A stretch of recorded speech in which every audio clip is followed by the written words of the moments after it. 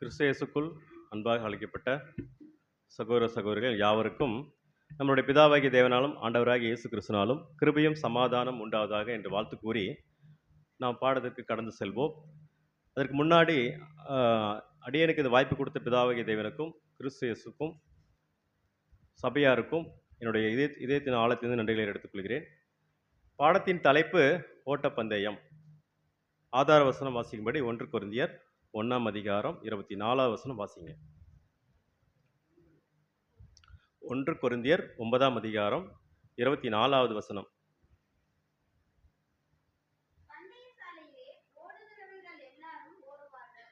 ஆகிலும் ஒருவனே பந்தயத்தை பெறுவான் என்று அறியீர்களா?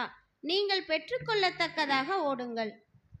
சகோதர சகோதரிகளே, நாம் ஓட்ட பந்தயம், அது ஆதார வசனம், பந்தய சாலையிலே ஓடுகிறவர்கள் எல்லோரும் ஓடுவார்கள், ஒருவனே பந்தயத்தை பெற்றுக்கொள்வான் என்று அறியீர்களா என்று நீங்கள் பெற்றுக்கொள்ளத்தக்கதாக ஓடுங்கள் அப்படின்னு எழுதிட்டாரு. யார் எழுதிட்டாங்கன்னா அப்போஸ்தலன் பவுல். இது உங்களுக்கு எல்லாம் பரிச்சயமானது, தெரிஞ்ச விஷயம்தான். இந்த ஓட்டப்பந்தயங்கிற அநேக தடவை சப்ஜெக்ட் கேட்டிருக்கலாம். அது என்ன ஓட்டப்பந்தயங்கிற சப்ஜெக்டை கொண்டு வந்து நம்மளுடைய வேதமே வெளிச்சத்தில் கடவுளுக்காக நம்ம வந்து தத்தம் செய்யப்பட்ட வகுப்பாராக இருக்கிற நமக்கு இந்த ஓட்டப்பந்தயத்தை சொல்லியிருக்கீங்களே, அது என்ன பொறுமையாக ஓடக்கடவும் அப்படின்னு கூட சொல்கிறோம், உட்காந்துட்டு தானே இருக்கிறோம், ஏன் ஓட்டப்பந்தயம் அப்படிங்கிற தலைப்பில் நீங்கள் பேசுகிறீங்க அப்படின்னு நீங்கள் ஒரு கேள்வி எடுத்து வச்சோமா. பொதுவாக ஓட்டப்பந்தயம் அப்படின்னா ஒரு ஒரு லிட்டராக என்ன புரிஞ்சுக்கலாம்னா, ஒரு லிட்டரலாக நம்ம வெளியே வந்து பார்க்கணும். உலகத்தில் ஒரு தடகள விளையாட்டிலே ஓட்டப்பந்தயம்ங்கிற ரன்னிங் ரேஸ் அப்படிங்கிறது பார்த்தீங்களா இன்னைக்கு இருக்குது. அதில் வந்து நிறைய பேர் ஒலிம்பிக் பட்டங்கள்லாம் ஜெயிக்கிறாங்க. இதில் பார்த்தீங்களா ஒரு ஒரு ஒரு காரியம் மட்டும் உங்கள்கிட்ட பதிவு செய்கிறேன். இந்த ஓட்டப்பந்தயத்தில் பார்த்தீங்களா நிறைய வகையான ஓட்டப்பந்தயம் இருக்குது. 100 மீட்டர் ரேஸு, 200 மீட்டர் ஓட்டப்பந்தயம், 400 மீட்டர் ஓட்டப்பந்தயம், அப்படிலாம் வந்து இந்த ரன்னிங் ரேஸ் பார்த்தீங்களா ஒரு டிஃப்ரெண்ட் கேட்டகரியில் இருக்குது. இப்போது நம்ம அதை பற்றி நிறையாலாம் போயிட்டு வேணாம், அதை பற்றி டீட்டெயில்ஸ்லாம் பார்க்க வேணாம். அதில் ஜென்ரலாக பார்த்தீங்கன்னா ஒரு அந்த 100 மீட்டர் ஓட்டப்பந்தயத்தை மட்டும் நம்ம பார்த்துட்டு போகிறோம். 100 மீட்டர் ஓட்டப்பந்தயத்தில் வந்து யார் ஜெயிச்சிருக்காங்க அப்படின்னு பார்த்தா, ஒரு ஆடவர் பிரிவில் ஒரு இந்த போல்ட்டுங்கிறவரை பார்த்துருப்பீங்க. உசைன் போல்ட்டு ஜமைக்கா நாட்டை தெரிஞ்சவர் என்ன பண்ணியிருக்காருன்னா 9.58 செகண்டில் வந்து அதை ஓடி ஜெயிச்சிருக்கிறார். அதான் உலக சாதனையாக இருக்குது. ரெண்டாவது பார்த்தீங்கன்னா உமன்ஸில் பார்த்தீங்களா யுஎஸ்ஏ நாட்டை சேர்ந்தவங்க ஒரு ஃப்ளோரன்ஸ் அப்படின்னு சொல்ல ஒரு மகளிர் என்ன பண்ணியிருக்காங்க 10.49 செகண்டில் ஜெயிச்சிருக்கிறாங்க. ஏன் பிரதர் இதை வந்து கொண்டு வரீங்க, நம்மளுடைய பைபிளில் இல்லாதது இந்த உலகத்தில் இருக்கிற இவங்க பற்றி பேர்லாம் சொல்கிறோமே அப்படின்னா, இந்த பிரயாசங்களை நம்ம புரிஞ்சுக்கிறோம். கிட்டத்தட்ட பார்த்தீங்களா அவங்க எப்படின்னா அந்த 100 மீட்டரை 40 கிலோமீட்டர் வேகத்தில் ஓடி ஜெயிச்சிருக்கிறாங்க. 40 கிலோமீட்டர் வேகம் அப்படின்னா எவ்வளோ, ஒரு குதிரை வேறி ஓடி இருக்காங்க. இப்போ நம்மளால் வந்து ஓட முடியுமானா ஒரு பஸ்ஸு, கவர்மெண்ட் பஸ்ஸு பார்த்தீங்களா திருச்சியிலேருந்து இங்கே சேலம் வர்றதுக்கு பார்த்தீங்கன்னா 40 to 50 கிலோமீட்டர்ஸ் வேகம் தான் வந்துட்டு இருக்கு. 4.5 மணி நேரம் ஓட்டுறாங்க 150 கிலோமீட்டர் ஸ்பீடில். நீங்கள் யாராவது இந்த மேத்தமெட்டிக்கல் படிக்கிறீங்களா இருந்தால் கண்டிப்பாக கால்குலேட் பண்ணி பார்ப்பாங்க. இந்த கிலோமீட்டர் ஃபார் ஹவரில் ஸ்பீடை வந்து எப்படி கால்குலேட் பண்ணுறாங்களா, கிலோமீட்டர் ஃபார் ஹவர், அது மாதிரி நம்ம அதை புரிஞ்சுக்கலாம். ஸோ இது என்னென்னா இது ஒரு ஓட்டப்பந்தயமாக இருக்குது. நாமளும் கூட இந்த பரம அழைப்புக்கு அழைக்கப்பட்ட நாமும் கூட இந்த தேவன் இந்த ஓட்டத்தில் அநேகர் பேர் வந்திருக்கு. முதலாவது ஆண்டவராக இயேசு கிறிஸ்து இந்த ஓட்டப்பந்தயத்தில் ஓடி ஜெயம் பெற்றிருக்கிறார், கிரீடத்தை வாங்கியிருக்கிறாரு. அதுக்கு பின்னாடி அப்போஸ்தலர்கள் அந்த அந்த கிரீடத்தை வாங்கியிருக்கிறாங்க. நீங்கள் இந்த ரேஸ் தம்பி அந்த படத்தை போட்டுப்பா, அந்த ஓட்டப்பந்தயத்தினுடைய அந்த படத்தை மட்டும் அப்படி போட்டு காட்டிங்க, ஏதோ ஒரு பிக்சர். அதில் அந்த ப்ரைஸ் கிடைக்கிற மாதிரி ஒரு சீல் இருந்து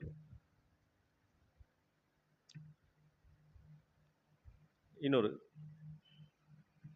எடுத்து பாருங்க, கிரேட மாதிரி இருக்கும்.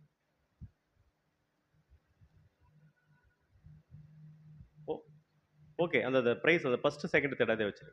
இங்கே பாருங்கள், இப்போ இந்த உலகத்தில் அந்த ஓட்டப்பந்தயத்தில் ஓடும் பொழுது அவங்களுக்கு பரிசு கிடைக்குது. என்ன பரிசு கிடைக்குது சொல்கிறாங்கன்னா, ஒரு கோல்டு ப்ரைஸ், தங்கப்பதக்கம், சில்வர் பதக்கம், அப்புறம் பார்த்தீங்களா வெண்கலம் பதக்கம், பிரோன்ஸு, கோல்டு, சில்வர், பிரோன்ஸ், இப்படி 3 வகை அவங்களுக்கு ப்ரைஸ் கிடைக்குது. இப்போ இந்த ஓட்டப்பந்தயத்துக்கு இந்த பரம அழைப்புக்கு பங்குள்ளாகிய நீங்களும் நானும் இந்த ஓட்டப்பந்தயத்துக்கு வந்திருக்கிறோம்.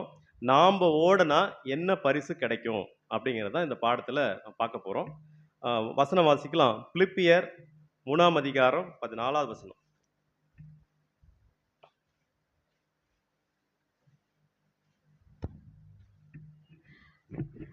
கிறிஸ்து இயேசுவுக்குள் தேவன் அழைத்த பரம அழைப்பின் பந்தய பொருளுக்காக இலக்கை நோக்கி தொடருகிறேன். பாருங்க சிஸ்டர், பிரதர் சிஸ்டர், கிறிஸ்து இயேசுக்குள் நம்மெல்லாம் எப்படி வந்திருக்கிறோம்? கிறிஸ்து இயேசுக்குள்ளான ஞானஸ்தானம் பெற்று தேவன் அழைத்த பரம அழைப்பு அப்படிங்கிறாங்க. பரம அழைப்பு அப்படின்னு பார்த்தா ஏன் சொல்றேன்னா, இந்த பூமி படைக்காததுக்கு முன்னாடியே தேவனுடைய தெய்வீக திட்டத்துல இந்த அழைப்பை பத்தி இருந்திருக்கு. ஒரு திட்டம் அவருக்குள்ள இருந்திருக்கு. அது ரொம்ப வருஷம் முன்னாடியே, இந்த பூமியெல்லாம் வந்து இல்லாம இருக்கும்போது ரொம்ப வருஷம் முன்னாடியே தேவன் என்ன பண்ணியிருக்காருன்னா பிளான் பண்ணியிருக்காரு. ஒரு பிளான் வந்து திட்டமிடப்பட்டிருக்குது. அதுதான் தேவன் அழைத்த பரம அழைப்பு. அது என்ன அந்த அழைப்புன்னா, கிறிஸ்து இயேசுக்குள்ளான அந்த அழைப்பு பந்தய பொருளாக இலக்கை நோக்கி தொடருகிறேன். என்ன இலக்கு? இப்ப பாருங்க, ஒவ்வொருத்தருக்கும் ஒரு இலக்கு இருக்கும். இப்போ இந்த இந்த ஓட்டப்பந்தயத்துல, ஒரு பயிற்சியில, ஒரு விளையாட்டுல, ஒரு படிப்புல ஒவ்வொருத்தருக்கும் ஒரு இலக்கு இருக்கும். ஒரு குறிக்கோள் இருக்கும். நீங்க ஒரு படிச்சிருக்கீங்க அப்படின்னு பார்த்தீங்களா, உங்களுக்கு ஒரு ரெஸ்யூம் இருக்கும். அந்த ரெஸ்யூம்ல எய்ம் அப்படின்னு சொல்லி முன்னாடியே போடுவாங்க. எய்ம், உங்களோட எய்ம் என்ன அப்படின்னு. ஏன்னா அந்த எய்ம் இருக்கணும். உங்களுக்கு குறிக்கோள் இருந்தா தான் அதை அவங்க புரிஞ்சுக்க முடியும் ஈஸியா அந்த ஒரு பேஜ்ல. அதுக்கு இன்னொரு வகை சொல்லலாம், அப்ஜெக்டிவ் அப்படின்னு சொல்லலாம். ஆப்ஜெக்டிவ். ஸோ அது வசனம் வாசிக்கலாம். நீதிமொழிகள் 16ஆம் அதிகாரம் 3வது வசனம்.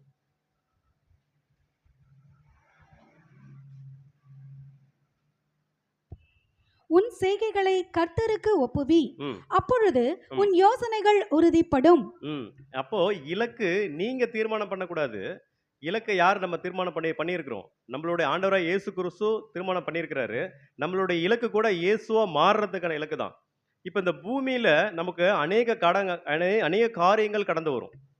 எல்லா விஷயங்களும் கடந்து வரும். அப்போ என்ன பண்ணும்? நம்மளுடைய யோசனைகளையும் நமக்கு வர சகோதரர்கள் மத்தியிலும், உலகத்தின் சகோதரர்கள் மத்தியிலையும் வருகிற எல்லா காரியங்களையும் தேவன் முன்னாடி நம்ம வைக்கணும். உன்னுடைய யோசனையை கர்த்தருக்கு முன்னாடி வச்சினா அது ஃபில்டர் பண்ணும். இது சரியானது, இது தவறானது அப்படின்னு நம்ம என்ன நீதிமொழிகள்ல பார்க்குறோம் சகோதர சகோதரிகளே. அப்போ நமக்கும் கூட ஒரு இலக்கு இருக்குது. ஏன்னா இந்த ஓட்டத்தில் வரும்போது ஒரு இலக்கு இல்லாமல் ஓடக்கூடாது. ஏதோ வரோம், சர்ச்சைக்கு வரோம், போகிறோம் அப்படி இல்லாமல் நம்மளுக்கு ஒரு இலக்கு இருக்குது. அது என்ன இலக்குன்னா, இயேசு கிறிஸ்து தான் நம்மளுடைய இலக்கு. நம் மரிக்கும் பொழுது நம் இயேசுவாக மாறுறது தான் நம்மளுடைய இலக்கு. நம்ம எல்லாம் எப்படி வந்திருக்கிறோம்? இயேசு கிறிஸ்துக்குள்ளான தேவன் அழைத்த பரம அழைப்புக்கு நம்ம வந்து பாத்திரவனாக தேர்ந்தெடுக்கப்பட்டிருக்கிறோம் சகோதர சகோதரிகளே, நீங்களும் நானும். அப்போ அது பேரு தமிழ்ல சொல்லப்போனா விண்ணக பரலோக அழைப்பு அப்படின்னு சொல்லலாம். எபிரேயர் 3ஆம் அதிகாரம் 1வது வசனம். ஒருத்தர் ஆர்சியில படிங்க, இன்னொருத்தர் வந்து நார்மல் பைபிள்ல படிங்க. இந்த வசனத்தை, இதே வசனத்தை எபிரேயர் 3ஆம் அதிகாரம் 1வது வசனம். இப்படி இருக்க ம் பரம அழைப்புக்கு பங்குள்ளவர்களாகிய ம் பரிசுத்த சகோதரரே, ம் நாம் அறிக்கை பண்ணுகிற ம் அப்போஸ்தலரும் ம் பிரதான ஆசாரியருமாய் இருக்கிற ம் கிறிஸ்து இயேசுவை கவனித்து பாருங்கள். ம் பாருங்க, எப்படி இருக்க அப்படின்னா, இந்த கிறிஸ்து இயேசுக்குள்ளாக அந்த பரம அழைப்புக்கு நீங்களாம் எப்படி பங்கு உள்ளவர்கள் அப்படிங்கிறாரு. பங்கு உள்ளவர்கள் சொல்லிட்டு பரிசுத்த சகோதரரே அப்படிங்கிறார். பரிசுத்த சகோதரர் யாருன்னா, இன்னைக்கு இருக்கிற நீங்களும் நானும் இந்த வாய்ப்புக்குள்ள வந்திருக்கிறோம். அவங்க தான் பரிசுத்த சகோதரர்கள். எப்படி பிரதர் சொல்றீங்க அப்படின்னா, இந்த காரியங்கள் இப்படி ஒரு இலக்கு இருக்குது, இப்படி ஒரு அழைப்பு இருக்குது அப்படின்னு நம்ம பேசுறோமோ, புரிந்து கொள்றோம்னா, அப்ப நம்ம தேவன் என்ன பண்ணிருக்காரு? பரிசுத்த சகோதரர்களாக அவர் நம்ம நியமித்திருக்கிறார். இப்போ இதை எப்படி பூரணப்பட முடியும்? அப்போ வசனம் வாசிக்கலாம். இந்த அழைப்பு எங்கிருந்து அழைக்கப்பட்டது? விண்ணக பரலோக அழைப்பு. ஆர்சில யாராவது படிச்சீங்களா அத? எனவே ம். தூய சகோதர சகோதரிகளே, ஆ. விண்ணக அழைப்பில் ம். பங்கு கொண்டவர்களே, ம். ம். நாம் அறிக்கையிடும் ம். திருத்தூதரும் ம். தலைமை குருவுமான ம். இயேசுவை பற்றி எண்ணி பாருங்கள். போதும் சிஸ்டர். பாருங்க, நமக்கு இந்த இலக்குக்கு யாரு தான் அந்த கைடு? இன்னைக்கு பார்த்தீங்களா, ஒரு விளையாட்டு போட்டிக்கு பார்த்தீங்களா, ஒரு கோச்சர் இருப்பாங்க. இன்னைக்கு இந்தியாவோட ஒரு விளையாட்டு எந்த துறை எடுத்தாலும் ஒரு தலைமை கோச் இருப்பாங்க. இப்ப நம்மளுடைய தலைமை கோச்சர் யாரு அப்படின்னா, பதில் சொல்லிடுவீங்க, ஆண்டவராக இயேசு கிறிஸ்து. அப்ப கோச்சர் எப்படி? நம்ம கோச்னா அவர் என்ன பண்ணிருப்பாரு? எல்லாத்தையும் அவர் செஞ்சிருப்பாரு. அவர் முன்னாடி ராகுல் டிராவிட் ஒரு கோச்சர்னா கிரிக்கெட்ல, அவர் பர்ஃபெக்ட்டா அவர் விளையாண்டுருப்பாரு. அவர் ஒரு கேப்டன்ஷிப் எடுத்திருப்பாரு. அவர் எல்லா காரியங்களையும் அந்த பரிசோதனைகள் அவர் என்ன பண்ணிருப்பாரு? அதை ஜெயிச்சிருப்பாரு. அவரை தான் வந்து ஒரு கோச்சரா போட முடியும். ஒரு ஒரு இந்தியாவுல ஒரு உதாரணத்துக்கு நான் சொல்றேன். அதுபோல நம்ம முன்னாடியே நம்மை போலே சோதிக்கப்பட்டோம், பாடுபட்டோம். அப்புறம் அந்த ஒரு தாழ்மையை கற்றுக்கொண்டோம். அப்புறம் சகோதரத்தில் அந்த அன்பிலே பூரணப்பட்டும் இன்னைக்கு கிரீடம் வாங்கி கொண்டிருக்கிற நம்ம கோச்சர் யாருன்னா ஆண்டவராக இயேசு கிறிஸ்து. அந்த ஆண்டவராக இயேசு கிறிஸ்துனுடைய அந்த அழைப்புக்கு அவருக்குள்ளான அந்த அந்த பரம அழைப்புக்கு பங்குள்ளாக வந்த பரிசுத்த சகோதரரே நீங்களும் நாமளும் வந்திருக்கிறோம். அப்போ அந்த பரிசுத்த சகோதரர்கள் இப்போ உண்மையான பரிசுத்த சகோதரர்கள் யாரு அப்படின்னா வெளிப்படுத்தல் விசேஷம் 14ஆம் அதிகாரம் 1வது வசனம் வாசிங்க.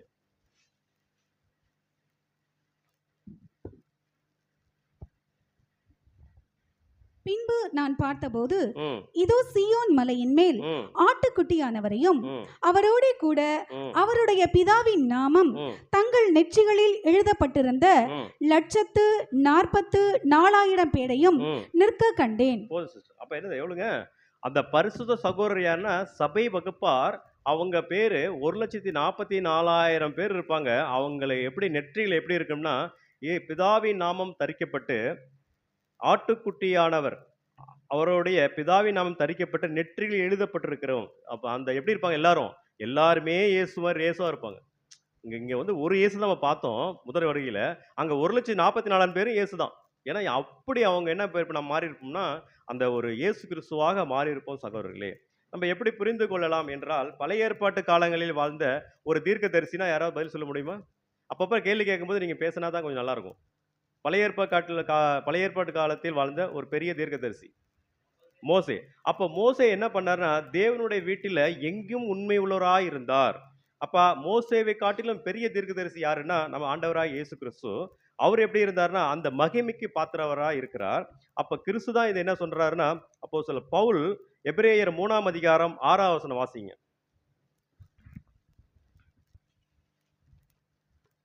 கிறிஸ்துவோ ம், அவருடைய வீட்டிற்கு ம், மேற்பட்டவரான ம், குமாரனாக உண்மையுள்ளவராய் இருக்கிறார். ம், நம்பிக்கையினாலே உண்டாகும் ம், தைரியத்தையும் ம், மேன்மை பாராட்டுதலையும் ம், முடிவு பரியந்தம் ம், உறுதியாய் பற்றி கொண்டிருப்போமாகில் ம். நாமே அவருடைய வீடாய் இருப்போம். பாருங்க. இப்ப நாம அவருடைய வீடுனா தேவனுடைய வீடா இருக்கீங்க. நீங்க எல்லாம் எப்படி இருக்கீங்க? தேவனுடைய வீடா இருக்கிறீங்க. அப்ப அந்த வீட்டுக்கு முன்னாடி இருந்தவர் யாருன்னா ஆண்டவராய் இயேசு கிறிஸ்து. இயேசு கிறிஸ்து நம்ம எப்படிதான் பார்க்கலாம்னா பழைய ஏற்பாட்டு காலங்களில் வாழ்ந்த மோசே எப்படி வந்து பிரமாணங்களிலும் அந்த ஜனங்களுக்கு எவ்வளவு ஒரு தீர்க்கதரிசிகளும் அவங்களுக்காக வழிநடத்தப்பட்டாரு. அவங்களுக்கு வந்து அவர் வந்து எப்படி இருந்தாரு? குருவா இருந்தாரு. ஸோ அது போல இன்னைக்கு நமக்கெல்லாம் யாரு வந்து ஒரு பெரிய தீர்க்கதரிசினா ஆண்டவராய் இயேசு கிறிஸ்து. இதை சொன்னவர் யாரும் அப்போஸ்தலர் பவுல். அப்போ நீங்களே தேவனுடைய வீடா இருக்கிறீங்க அப்படின்னா தேவனுடைய வீடுன்னா அந்த வீடு எவ்வளவு கிளீனா இருக்கணும். நாமெல்லாம் உங்க இருதயத்துல அப்படின்னு சொல்லி தேவன் கேட்கிறாரு. அப்ப நம்மளுடைய வீடு பரிசுத்தமா இருந்தா தான் தேவன் அங்க வாசம் பண்ணுவாரு. அப்ப அந்த பரிசுத்தர் அப்படின்னா பரிசுத்தர்னா அவருக்கு என்ன குவாலிட்டி அப்படின்னா எங்கும் உண்மையுள்ள நிலைமை. பரிசுத்தர்னா பரிசுத்தம் எல்லா இடத்துலயும் எல்லா காரியங்களிலும் எங்குமே உண்மையுள்ள நிலைமையா இருப்பாங்க. பணிவுடைக்காரனா இருப்பாங்க. மோசே வந்து ஒரு பணிவுடைக்காரனா இருந்தாரு. அந்த இஸ்ரேல் ஜனங்களுக்கு அவங்களுக்காக எல்லாத்தையும் என்ன பண்ணாருன்னா அந்த கண்மலை கூட 2வது தடவை அடிச்சிருப்பாரு. அப்ப ஆண்டவராய் இயேசு கிறிஸ்துவும் கூட அவர் மேல உறுதியான விசுவாசத்தையும் தைரியத்தையும் அன்பையும் நாம் எவ்வளவு நாளைக்கு நாம பற்றி இருக்கலாம்.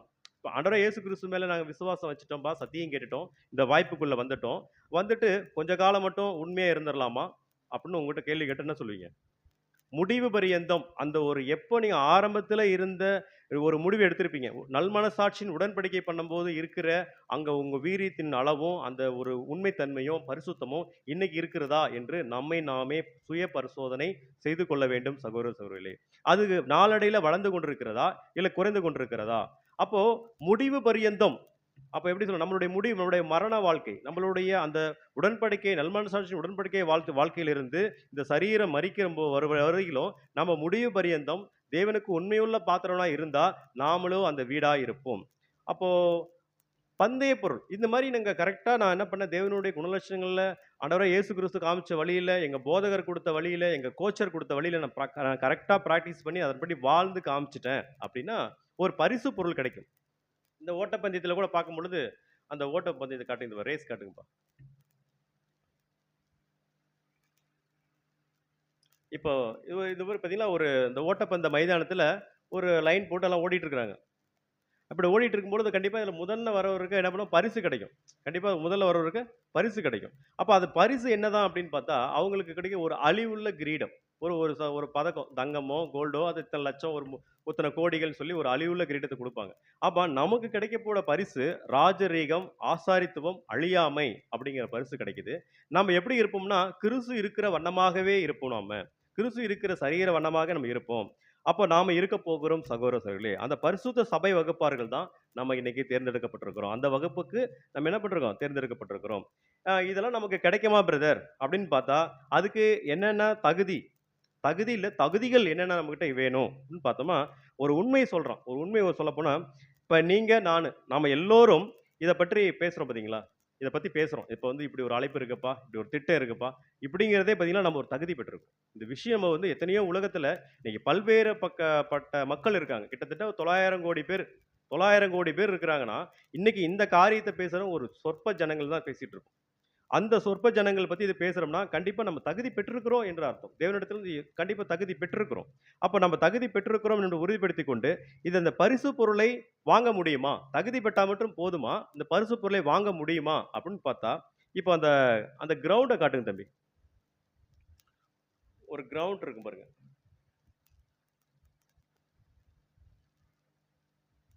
போதும். இது வந்து பார்த்தீங்களா, ஒரு கிரவுண்டு. அங்க பாருங்க ஒரு மைதானம். அது ஒரு கூட்டம். அந்த ஒரு சட்டசபை மாரி இருக்கிற ஒரு கூட்டம். எல்லா மக்களும் அதுல உட்காருவாங்க. இப்ப இத நம்ம எப்படி புரிந்து கொள்ளலாம் என்றால், அதுல உட்கார்ந்துட்டு இருக்கிறதெல்லாம் ஒட்டுமொத்த உலக கிறிஸ்தவர்கள். அதுல ஓடிக்கொண்டிருக்கிறதா வந்து உண்மை கிறிஸ்தவர்கள், சபை வகுப்பார். இந்த வாய்ப்புக்கு தான் வந்திருக்கிறோம். தகுதி பெற்றோம்னா ஓடுறதுக்கு இத்தனை பேத்துக்குள்ள அங்க ஓடுறதுக்கு நிக்கிறது யாருன்னா, சேலத்தில் இருக்கிற வேதமை வெளிச்ச சகோதரர்கள் மற்றும் உண்மை உள்ள பரிசுத்தவான்கள். அப்போ இந்த இடத்துக்கு நம்ம தகுதி பெற்றிருக்கிறோம் ஓடுறதுக்கு. அப்ப பரிசு இன்னும் கிடைக்கல. ஓடணும். ஓடுனா தான் பரிசு கிடைக்கும். அப்ப என்ன பண்றோம்? உள்ள வந்துட்டோம். அதுக்கு தான் இப்ப தகுதி பெற்றிருக்கிறோம் சகோதரர்களே. அப்ப இந்த ஓட்டப்பந்தய மைதானத்துக்கு வந்திருக்கோம். வந்து நிக்கிறோம். இதுக்காக நான் பிரைஸுக்காக வந்து நின்னுட்டு இருக்கோம். அப்போ அழிவுள்ள கிரீடத்தை பெற்றுக்கொள்ள இந்த பூமியில இந்த பூமியில அழிவுள்ள கிரீடத்தை பெற்றுக்கொள்ள அவங்க எவ்வளவு பிரயாசப்படுறாங்க அப்படிங்கிறத நம்ம பார்க்கலாம்.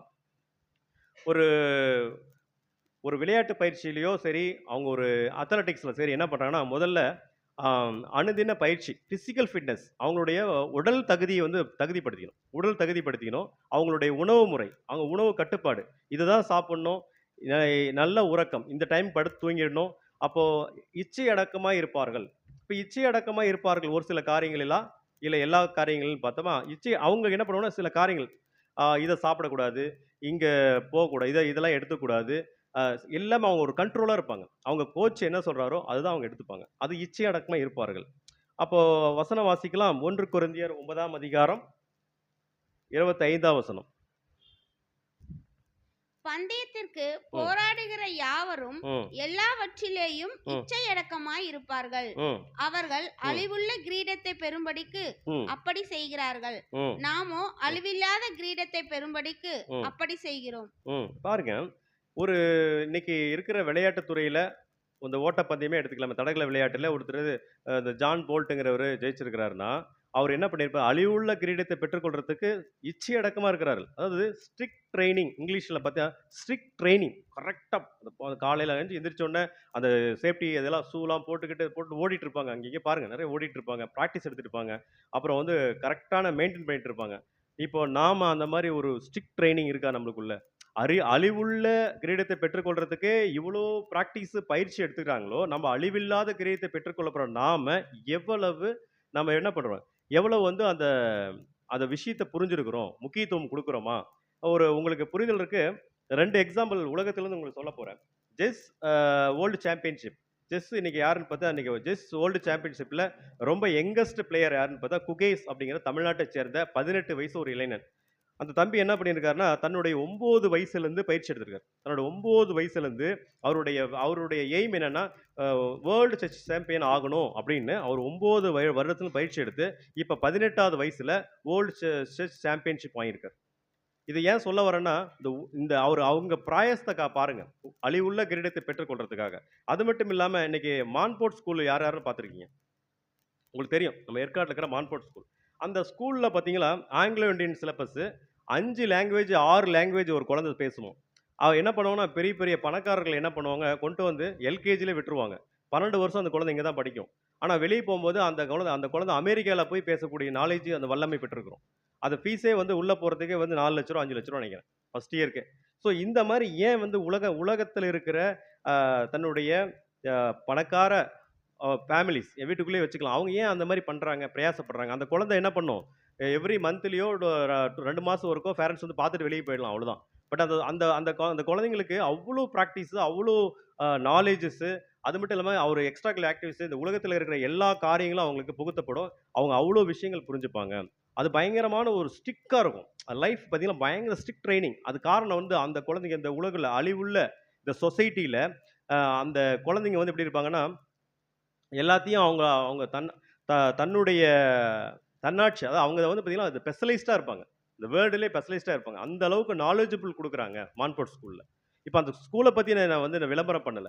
இந்த அழிவுள்ள காரியங்கள் இதெல்லாம் எவ்வளோன்னா, நம்மளுடைய சொசைட்டி நம்மளுடைய வாழ்நாள் தான். ஒரு 70 வருஷம் வரையிலும் தான். ஒரு 25 வயசுலேருந்து ஒரு 70 கிட்டத்தட்ட ஒரு 50 வருஷம் அந்த பூமியில வாழ்றக்கூடிய காரியங்களுக்காக, ஜனங்கள் இவ்வளோ பிரயாசப்படுறாங்க, இவ்வளோ ஹார்ட் ஒர்க் பண்றாங்க அப்படின்னா, நம்ம அழிவில்லாத கிரீடத்தை பெற்றுக்கொள்ள போற நாம எந்த அளவுக்கு வைராகியத்தையும், அந்த பயிற்சியும், அந்த இச்சை அடக்கத்தையும் இருக்கிறோமா அப்படின்னு நம்ம பார்க்கலாம். அப்ப பாருங்க சகோதரர்களே, நாம அழிவில்லாத கிரீடத்தை பெறும்படிக்கு அப்படி செய்கிறோமா? அந்த உலகத்துல அழிவுள்ள கிரீடத்தை பெற்றுக்கொள்றதுக்கு அவங்க அவ்வளோ பயிற்சியும், அவ்வளோ பிராக்டிஸும், அவ்வளோ தன்னுடைய உடம்ப அப்படியே கட்டுப்படுத்தி அவங்க என்ன பண்றாங்க, அது ஒரு வழியில் நடந்து அத அடையறாங்க. அப்ப நாம இந்த ஒரு பரம அழைப்புக்காக தேவனுடைய பிள்ளையாகும்படி வந்திருக்கிற இந்த பூமி உண்டாகறதுக்கு முன்னாடியே திட்டம் போட்டு வச்ச அந்த அழைப்புக்கு வந்திருக்கிற நம்ம எந்த மாரி இருக்கிறோம் அப்படின்னு நம்மளை நாமே சுய பரிசோதனை சொல்லிக்கிற இடத்துல நம்ம இருக்கிறோம் சகோதரர்களே. அப்போ லிட்டரலா பார்க்கும்போது, அந்த சட்டசபையை காட்டுங்க தம்பி, அதோடைய மைதானத்த.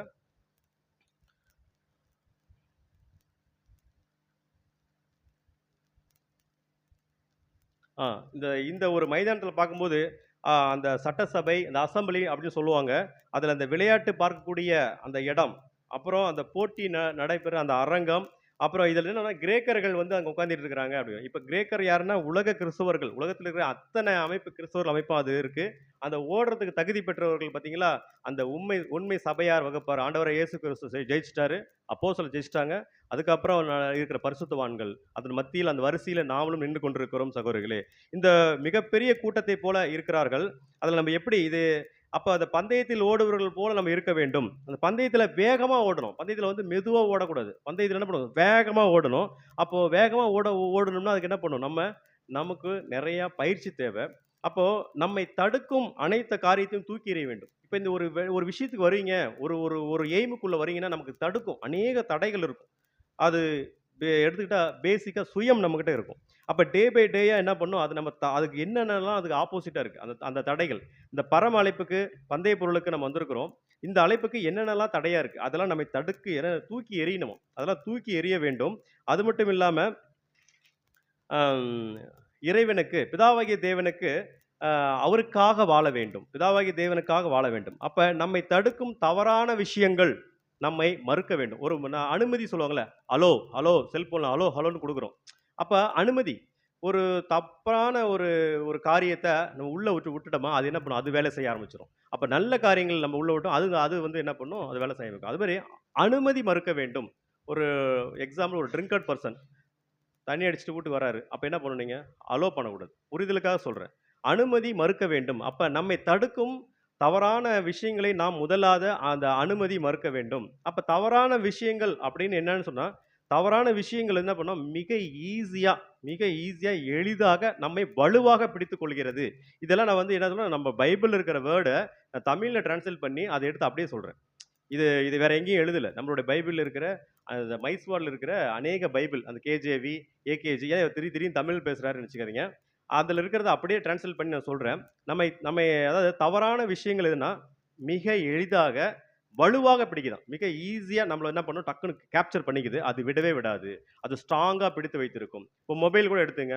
மொபைல்ல ஏதோ ஒரு விஷயத்த படிக்க நம்ம எடுத்திருப்போம்.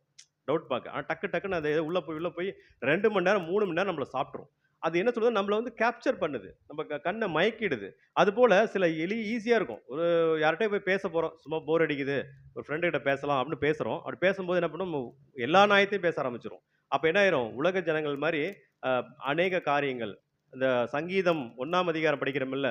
ஸோ அந்த மாரி இடத்துல உட்காரக்கூடாது. அங்க பேசக்கூடாது. அவங்களுடைய ஆலோசனை நடக்கக்கூடாது. அப்படிங்கிறது நம்ம மைண்ட்ல வந்துரணும் ஆட்டோமேட்டிக்கா.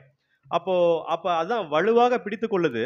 அப்ப நம்ம பந்தயத்தில் ஓடும்போது எப்படி ஓடணும்? சும்மா அப்படியே ஏனாத்தானம்னு அப்படியே அதெல்லாம் எல்லாம் பயமா இருக்குதுப்பா. இந்த வாழ்க்கைய ஒண்ணும் பண்ண முடியல. என்னால ஓட முடியாது அப்படின்னு சொல்ல முடியுமா? அப்படிலாம் சொல்லக்கூடாது. நமக்கு முன்னால ஓடும்போது எத்தனையோ பேர் இருப்பாங்க. நிறையா நல்லா பைல்வான் மாதிரி இருப்பாங்க, நல்லா ப்ராக்டிஸ் எடுத்திருப்பாங்க. அப்போ முதல்ல தைரியம் வேணுங்கிறாரு. அப்போ தைரியம் எப்படி எடுக்குன்னா, நம்மளுக்கு முன்னாடி தைரியமாகவும், வலுவாகவும் இருக்கணும். அப்பதான் ஓட முடியும். ஒரு ஒரு எதிரி நம்ம ஜெயிக்கணும்னா, நம்ம முதல்ல ஸ்ட்ராங்கா இருக்கணும். அப்ப தைரியமா இருக்கணும். 2 காரியம் இருக்குது. இருதயத்தில தைரியம் வேணும், பிசிக்கலா ஸ்ட்ராங் வேணும். இப்படி ஓடும்போது நம்ம என்ன பண்ண முடியும்னா, நம்ம ஆண்டவராகிய இயேசு கிறிஸ்து எப்படி அந்த ஒரு கிரீடத்த பெற்றுக்கொண்டாரோ, அவர் எல்லா இடத்துலயும் பயப்படவே இல்லையே. நீ யார் இயேசுன்னு வரும்போது, நான் தான் இயேசு நின்னாரு பார்த்தீங்களா? நின்னோனே அத்தன பேர் விழுந்தாங்க. அப்ப அவருடைய அந்த தைரியம் வெளிப்பட்டுச்சு. அவருட்ட அந்த வல்லமை வெளிப்பட்டுச்சுன்னு பார்க்கிறோம். அப்ப அந்த போல்ட்னஸ் வேணும். அவர் எடுத்துட்டு மலை பிரசங்கத்தில போய் கெஞ்சுவாரா? என்ன மன்னிச்சிடுங்க பிரதர். இது ரிக்வெஸ்ட். நான் இப்படிதான் ஏதோ எனக்கு தெரிஞ்சுச்சு. இதெல்லாம் கிடையாது. அதிகாரம் உள்ளவராய் ராஜாவைப் போல அவர் என்ன பண்ணாருன்னா பேசினாரு. ஏன்னா அவர் ராஜா தான். அவர் ஒரு ராஜா இடத்துல இருக்கும்போது ராஜா மாரி தான் பேசணும். இப்ப போயிட்டு அங்க போய் ஒரு சாதாரண ஒரு ஒரு போர்ச்சகன் மாரி அங்க ரிக்வெஸ்ட்லாம் பண்ண மாட்டாரு. சத்தியம் இதுதான், இப்படிதான் அப்படின்னு ராஜாவா போல்டாக அவர் இருந்தாரு. பார்க்கலாம். எபிரேயர் 14ஆம் அதிகாரம் 15, 16 வாசிங்க சிஸ்டர். எபிரேயர் 14ஆம் அதிகாரம் 15, 16. சாரி 12, 15. அதாவது அம், எப்- எபிரேயர் 14 4 படிங்க சிஸ்டர். அது வசனம் என்னன்னா, நமக்கு முன்னாடி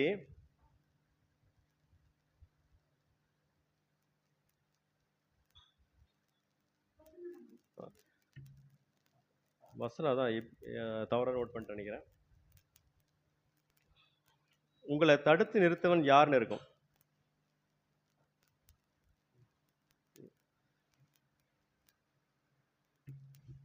இல்ல அதாவது ஓகே நான் பார்த்துக்கலாம். அது போக சொல்றேன். இப்ப கடவுள் நமக்கு முன்னாடி ஒரு வழியை தேர்ந்தெடுத்து உள்ளார். அப்ப என்ன வழி அப்படின்னு பார்த்தா, கிறிஸ்துவை பின்பற்றுகிற வழி. அப்போ அப்போ கிறிஸ்துவை பின்பற்ற வழிக்கு கலாத்தியர் சபையில அல்லது நம்மை பார்த்து அவர் கேட்கிறார், நீங்கள் பந்தயத்தில் நல்லா தானே ஓடிக்கொண்டிருந்தீர்கள், சத்தியத்திற்கு கீழ்ப்பட்டு இருந்து உங்களை தடுத்து நிறுத்தியது யார் என்று கேட்டார். வசனம் கலாத்தியர் 5ஆம் அதிகாரம் 7வது வசனம். நீங்கள் நன்றாய் ஓடினீர்களே, ம், சத்தியத்துக்கு கீழ்ப்படியாமல் போக ம், உங்களுக்கு தடை செய்தவன் யார்? ம். அப்ப பாருங்க, சத்தியத்துக்கு நீங்க கரெக்டா தான் வந்துட்டு இருக்கோம். நமக்கு அது சரியா தான் ஓடிட்டு இருக்கோம். நமக்கு யாரு தடைகள் அப்படின்னு பார்த்தா, முதலாவது நம்ம சுயம். அப்ப அந்த தடைகள்ல வந்து லிஸ்ட்ல பார்க்கும்போது, பூமிக்குரிய இயற்கையின் மகிழ்ச்சி. இந்த பூமிக்குரிய இயற்கையின் மகிழ்ச்சி. இந்த பூமியில அநேக காரியங்கள் இருக்கு. நீங்க சிங்கப்பூர் போலாம், நீங்க கொடைக்கானல் போலாம், அநேக இடங்கள் போலாம். அந்த பூமிக்குரிய மகிழ்ச்சின்னு பார்த்தா நீங்க எல்லாம் எடுத்துக்கலாம். நெறைய இருக்கு. வழிபாடு அப்படிங்கிறான் அப்படின்னு சொல்றாங்க. வழிபாடு நெறைய ஸ்தலங்கள் இருக்குது இங்க இந்த பூமியில. அப்புறம் பணிவு. சில பணிவுலாம் அங்க போயிட்டு என்ன பண்றாங்க, உபயோக பண்றாங்க. உடலை புறக்கணித்தல். அந்த அந்த அந்த மாம்சத்த அளவு குத்துறாங்க. இந்த நிறைய என்ன பண்றாங்க, தன்னை வருத்திக்கிறாங்க. இப்ப அது மட்டும் இல்லாம தன்னுடைய அந்த ஒரு அது தமிழ்ல என்ன சொல்றாங்க, சதையை திருப்திப்படுத்துதல் அப்படிங்கிறாங்க. தன்னுடைய உடல்ல என்ன பண்ணும், சந்தோஷப்படுத்திக்கிறாங்க. இப்ப இதெல்லாம் என்ன பண்றாங்கன்னா, இந்த உலகத்துல பண்ணி கொண்டிருக்கிறார்கள். இந்த அழிவுக்குரிய விஷயத்தில வந்து என்ன பண்றாங்க, அழிவுக்குரிய கிரயத்தை பெற்றுக்கொள்றவர்கள் அத பண்றாங்க. இப்ப என்னென்ன விஷயங்கள் அப்படின்னு நம்ம பார்த்தோமா, அத நம்ம பார்க்கிறோம்.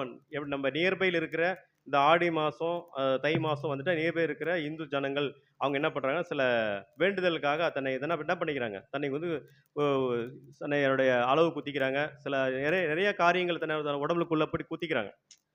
நேரா இப்படி குத்த மாட்டாங்க. அந்த சதையில மட்டும் லைட்டா குத்திப்பாங்க. இப்படி குத்துனா காலி எங்களுக்கு தெரியும். ஸோ அதுபோல சித்தம், வழிபாடு, பணிவு மற்றும் உடலுக்கு கடுமை. உடல் அத என்ன பண்ணுவாங்க, அந்த ஐயப்பன் கோயில் போறவங்க என்ன பண்ணுவாங்க, அந்த பனியில இருந்துட்டு 48 நாள் பயங்கர விரதமா இருப்பாங்க. 50ஆம் நாள் பார்த்தா அவங்க ஃபுல் சரக்குல இருப்பாங்க வந்துட்டு. அவ்வளோதான் அவங்க விரதம் முடிஞ்சிருச்சு. ஸோ அதுபோல அந்த அதெல்லாம் என்ன வந்து ஒரு ஞானத்தை வெளிப்படுத்தும். அவங்களுக்கு இது வந்து நல்லா இருக்கும். பரவால்ல வருஷம் ஒருக்கா இந்த மாரி போயிட்டு தான் எனக்கு நல்லா இருக்கேன். அது வந்து ஒரு ஞானத்த வெளிப்படுத்துது. என்னன்னா அவங்களுக்கு ஒரு அறிவ வெளிப்படுத்துது. இது தெய்வீக ஞானமா? இல்ல, இல்ல, இல்ல. எல்லா மாம்சத்தின் இச்சையை என்ன பண்றாங்க? கட்டுப்படுத்தவே இல்ல. மாம்ச இச்சைக்கு எதிராக எந்த குறிப்பையும் அது கொண்டிருக்கவில்லை அப்படிங்கிறான். அப்போ இதெல்லாம் ரைட்டு. மாம்சத்தின் இச்சைன்னு இருக்கு. மாம்சத்தின் இச்சையை அவன் கட்டுப்படுத்தவே கிடையாது. இது எல்லாம் என்ன பண்ணுதுன்னா, அவங்க வந்து ஒரு ஒரு நடிப்பா இருக்கிறாங்க அப்படின்னு சொல்லலாம். எப்படி இதெல்லாம் எல்லாம் உலக ஜனங்கள் இருக்கிறாங்க. நாமும் இப்படியே இருக்கலாமா? இந்த ஒரு பரம அழைப்புக்கு வந்திருக்க நாமும் இப்படியே இருக்கலாமா? இப்படி இருந்தா நம்மளுக்கு பிரயோஜனம் எதுவும் இருக்கா? இருக்கா? இல்லையா? அப்படின்னு நம்ம எப்படி புரிஞ்சுக்கலாம் என்றால், கொலேசியர் 2ஆம் அதிகாரம் 19வது வசனம்.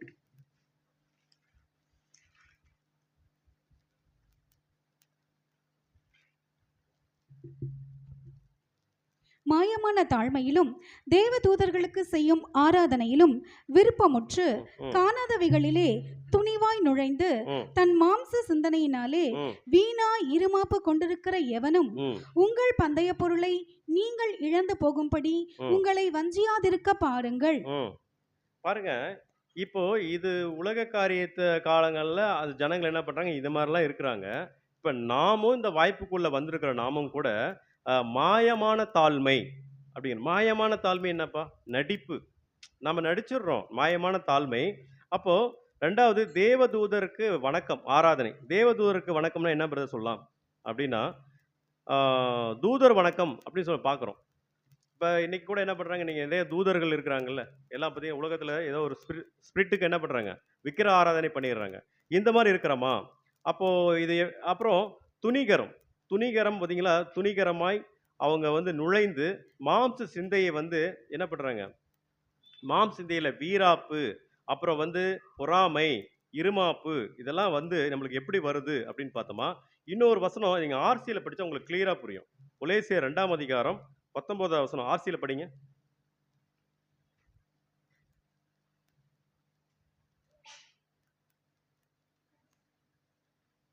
ம், அவர்கள் ம், தலையாய் இருப்பவரை ம். பற்றி பிடித்து கொள்ளவில்லை. போதும் sister, அவ்வளவுதான். நமக்கு யாரு அவர்கள்னா, இந்த சபை வாய்ப்புக்கு வந்திருக்கிற நீங்களும் நானும் தலைவர் யாருன்னா ஆண்டவராய் இயேசு கிறிஸ்தை பற்றி பிடிக்கவில்லை. இன்னும் புரிந்து கொண்டால் செல்போனுக்கு அந்த டவரேஜ் இருக்கும்.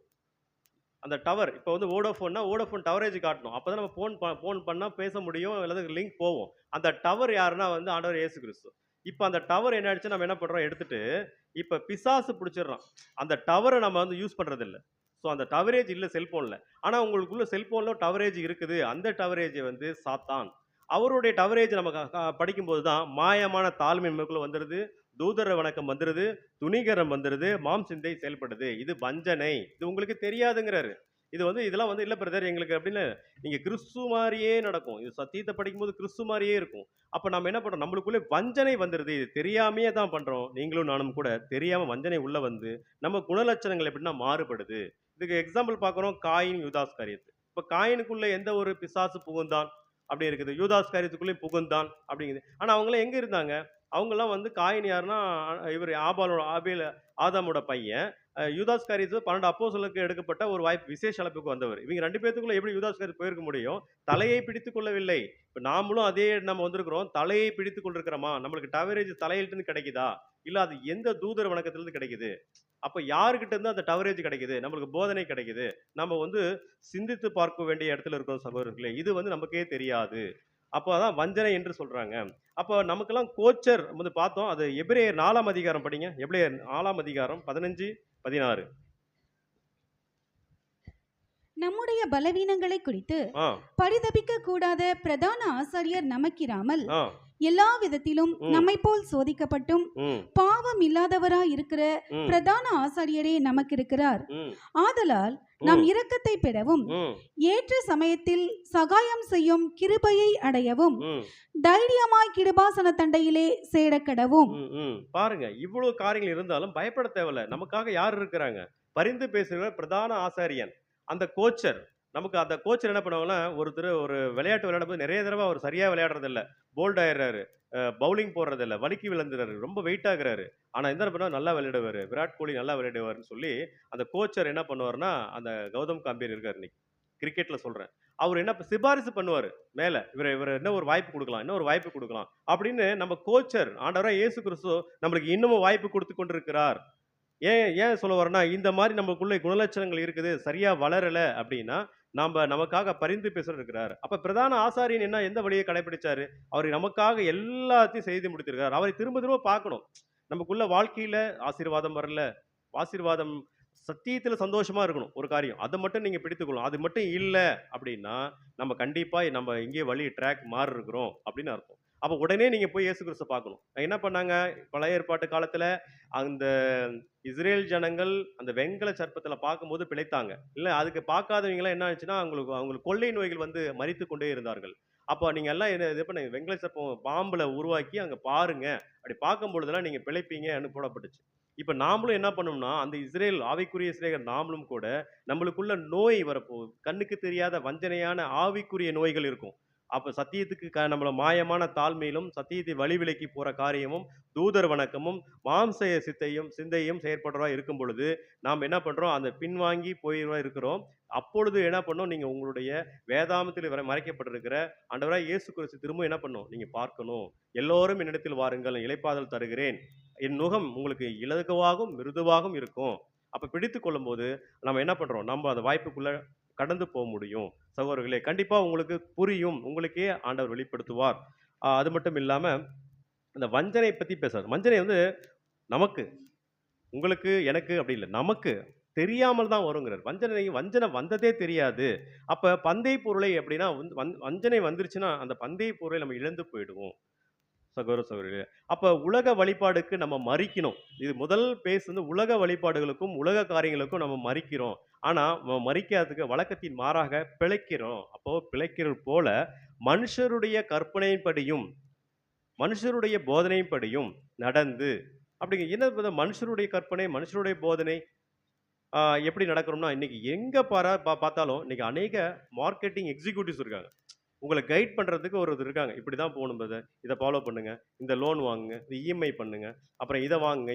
உங்களுக்கு நெறைய காரியங்கள் மனுஷர்படி உங்களுக்கு போதிப்பு. இத பண்ணுங்க, நீங்க டெவலப் ஆயிடுவீங்க. இத செஞ்சீங்க, நீங்க எப்ப உங்கள என்ன பண்ணும் ஆசைய உண்டு பண்ணிட்டே இருப்பாங்க. அப்ப மனிதர்கள் பார்த்தீங்கன்னா, சத்தியத்திலயும் அதே மாரி உங்களுக்கு வரும். உங்களுக்கு எக்ஸிக்யூட்டிவ்ஸ் இருப்பான். சாத்தானோட எக்ஸிக்யூட்டிவ்ஸ் என்ன பண்ணுவாங்கன்னா, உங்களுக்கு அநேகப்படி மனுஷப்படி போதிப்பாங்க. அப்ப மனுஷருடைய கற்பனையும் நடந்து, மனுஷருடைய போதனைப்படியும் நடந்து, தொடாத, ருசி பாராத, தீண்டாத என்று போடப்பட்டிருக்கிறது. அப்படி இருந்தும் நீங்க உட்படுறது என்ன? அப்படின்னு பவுல் கேட்பார். தொடாத, இத தொட்டா இப்ப அபாயம்ன்னு போட்டிருக்கும். இத அபாயன் அத போய் தொடுறது. டேஞ்சர், சில அநேக புதைக்குழி இருக்கும் அப்படின்னா அங்க போய் பார்க்கறது. போய் பார்த்தா எப்படி வெளிய வர முடியும்? புதைக்குழி போர்டு இருக்குது. போய் இத இத இத விட்டு இத போய் பார்த்தா எப்படி வர முடியும் நம்ம? அப்ப அதுல விழுந்துருவோம். அதுக்கப்புறம் நம்மளால காப்பாத்த முடியாது. அதுதான் இந்த மாரி அப்படி சொல்லியுமே நீங்க அதுக்கு உட்படுறது என்னன்னு சொல்லி அப்போஸ்தலர் பவுல் கேட்கிறார். நம்மள பார்த்து கேட்கிறார். இப்படிலாம் பார்த்தா நீங்க அழிந்து போயிடுவீங்களாப்பா? அப்படிங்கிறார். வசனம் வாசிங்க. கொலோசியர் 2ஆம் அதிகாரம் 20லிருந்து 23 வரை வாசிருங்க.